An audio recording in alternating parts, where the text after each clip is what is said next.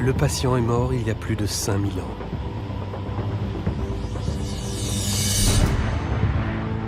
Voici Otzi, l'homme des glaces. Sa dépouille, quasiment intacte, est l'une des plus anciennes et des mieux conservées jamais découvertes.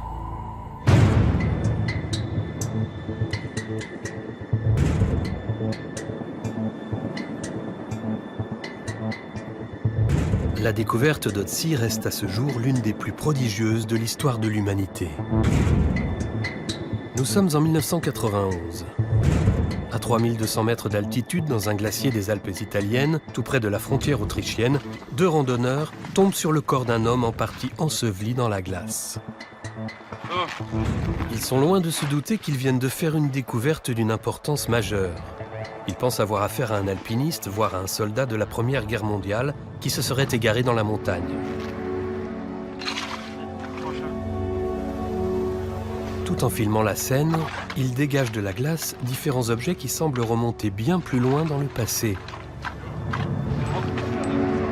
Un couteau taillé dans la pierre, une chaussure garnie de foin, un carquois rempli de flèches, des jambières en peau et une lame de hache en cuivre. La datation par le carbone 14 révélera plus tard que ces objets et la dépouille momifiée ont été conservés dans la glace durant plus de 5000 ans. C'est le corps humain le plus ancien qu'on ait retrouvé et qui soit aussi bien conservé. Et il intéresse toutes les disciplines scientifiques. Il s'agit peut-être bien de l'être humain le plus étudié de l'histoire. La technologie actuelle permet de découvrir de nouveaux indices et de révéler d'autres secrets surprenants sur cet ancêtre mystérieux et le monde dans lequel il vivait.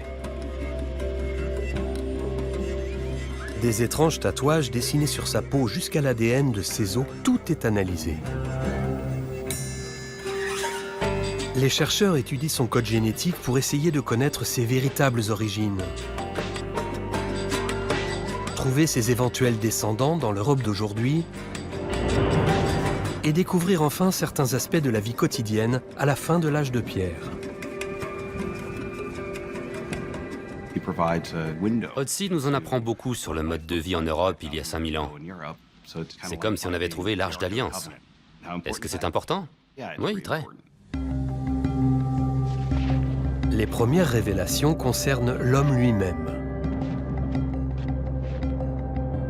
Au moment de sa mort, il avait environ 45 ans, mesurait 1,57 m et pesait dans les 50 kg.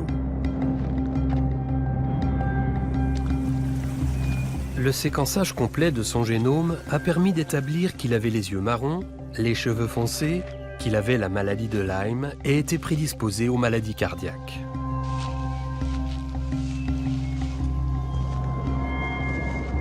Néanmoins, ce ne sont pas ces problèmes de santé qui l'ont tué. On a d'abord pensé que l'homme des glaces était mort gelé pendant une tempête et s'était retrouvé enseveli sous la neige.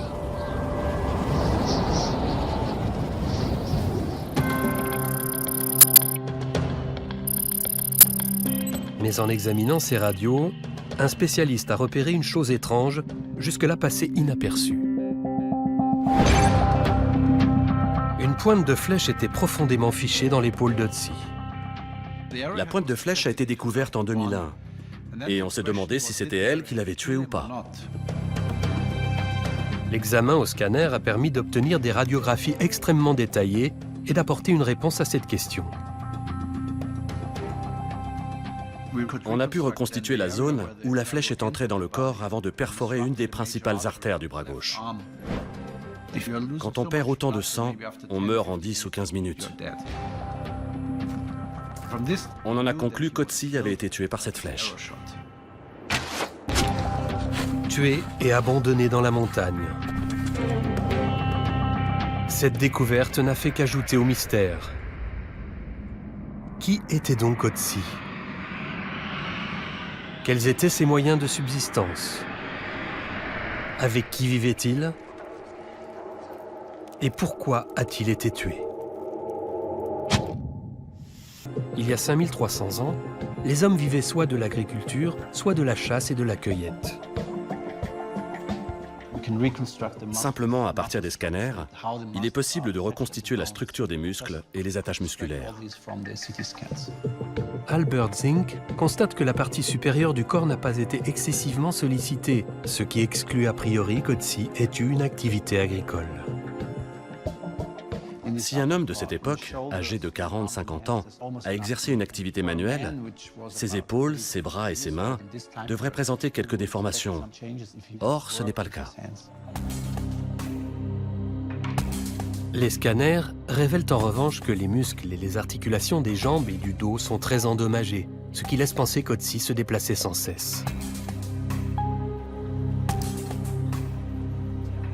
Par ailleurs, le cartilage articulaire des genoux et des hanches a été en grande partie détruit, une altération douloureuse caractéristique de l'arthrose et provoquée par l'usure.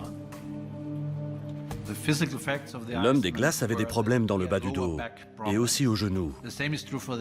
On sait qu'il avait de l'arthrose et que ça devait le faire souffrir de temps en temps. Otzi est mort dans les montagnes et il y a probablement passé la plus grande partie de sa vie. D'après son apparence physique, on sait que c'était un gros marcheur. Peut-être qu'il portait des choses assez lourdes, qu'il faisait commerce d'une marchandise, qu'il voyageait énormément. En tout cas, on ignore ce qu'était son rôle dans la société. Le contenu de l'estomac est très varié. Il y avait de la viande de bouquetin sauvage, ce qui signifie qu'il se nourrissait en partie de gibier. Mais on a aussi trouvé du petit épeautre, une céréale qui est forcément cultivée. On est face à une énigme à la fois classique et intéressante. Otzi nous livre des messages contradictoires sur sa façon de vivre. Son estomac contient également différents types de pollen, ce qui implique qu'au cours de ces dernières 48 heures, il est passé par différentes altitudes de la montagne où on l'a trouvé.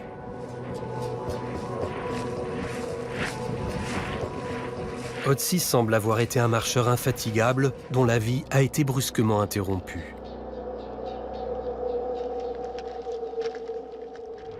Marque très mystérieuse. De nombreuses séries de traits parallèles et 2 croix. Ces dessins sont des tatouages, ce qui fait d'Otzi la plus vieille momie tatouée jamais découverte. Les recherches de Marco Samadelli ont permis de révéler des détails jusque-là insoupçonnés, grâce à l'utilisation d'une caméra sensible au rayonnement invisible. Le procédé d'imagerie multispectrale permet de discerner ce qui n'est pas observable à l'œil nu. Cette technique nous a permis de tout voir, dans les moindres détails, même ce qui se cachait sous la peau de la momie. L'archéologue Aaron Dieter Wolf étudie la fonction des tatouages dans les cultures anciennes. Cette pratique remonte à extrêmement loin dans l'histoire de l'humanité. Elle existe depuis au moins 16 ou 18 000 ans. Les gens se font tatouer pour toutes sortes de raisons, en fonction de leur culture et de l'endroit où ils habitent. Il semble, de l'avis général, que les tatouages d'Otzi ne soient ni décoratifs ni symboliques.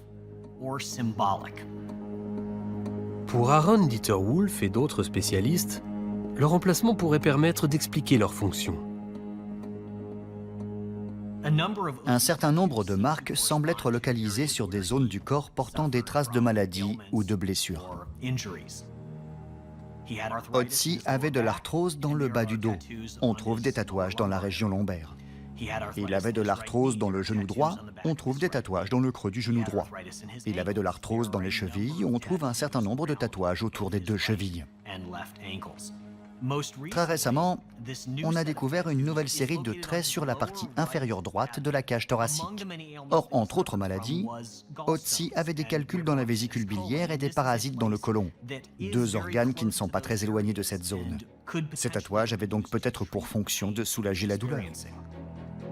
Cet usage est connu de nombreuses cultures depuis fort longtemps. La pratique du tatouage thérapeutique est avérée partout dans le monde.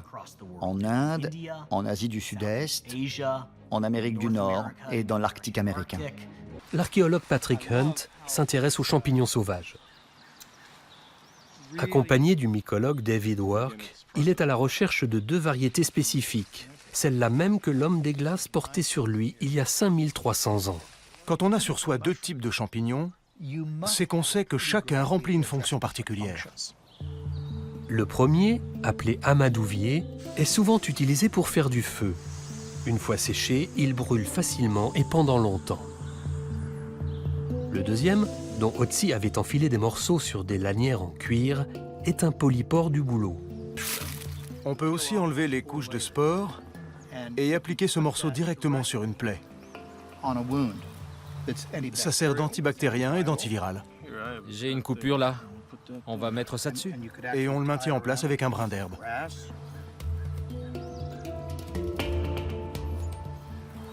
On a notre pansement. Et pas besoin de bactéricide. Il est déjà dans le polypore. D'accord. C'est pratique.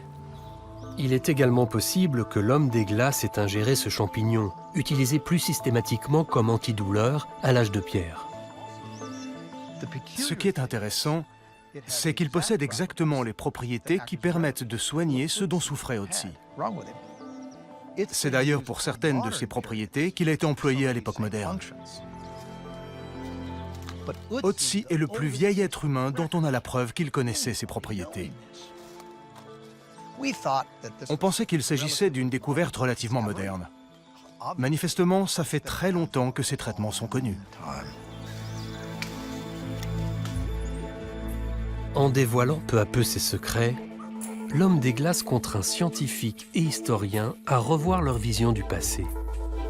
De leur côté, les scientifiques tentent d'en apprendre toujours davantage sur l'homme lui-même en analysant la source d'information disponible la plus riche, son ADN. Seule la génétique fournit certains éléments. L'ADN est le support de l'information génétique de chaque être vivant. Il est composé de 4 éléments chimiques appelés bases et représentés par leurs initiales A, C, G et T. Ces éléments sont situés sur la double hélice de la molécule d'ADN et répartis sur les 23 paires de chromosomes contenus dans chaque cellule. Ce code génétique contient toutes les informations nécessaires au développement et au fonctionnement de l'organisme. Otzi est l'un des premiers Européens de la préhistoire dont le génome a été entièrement séquencé, ce qui a livré des indications précises sur son apparence physique et sa santé. C'est un gène situé sur le chromosome 15 qui détermine très probablement la couleur des yeux. Si on a une paire de G sur le même emplacement, il y a des chances pour que la personne ait des yeux bleus.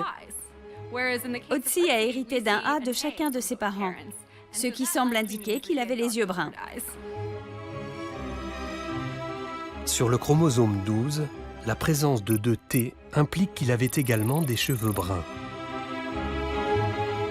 D'autres chromosomes nous en apprennent encore davantage sur l'homme des glaces. On sait désormais qu'il appartenait au groupe sanguin O, et même qu'il était prédisposé à l'artériosclérose, une maladie cardiaque souvent associée à notre mode de vie moderne. Les scientifiques ont également découvert des séquences d'ADN de la bactérie responsable de la maladie de Lyme, ce qui fait d'Otzi le premier cas connu touché par cette infection. Mais qu'en est-il de ses origines? Qui étaient donc ses ancêtres? Ce qui est fascinant à propos de l'ADN, c'est que ce sont les mutations qui font de nous ce que nous sommes. Le matériel génétique hérité de nos parents nous relie à tous nos ancêtres.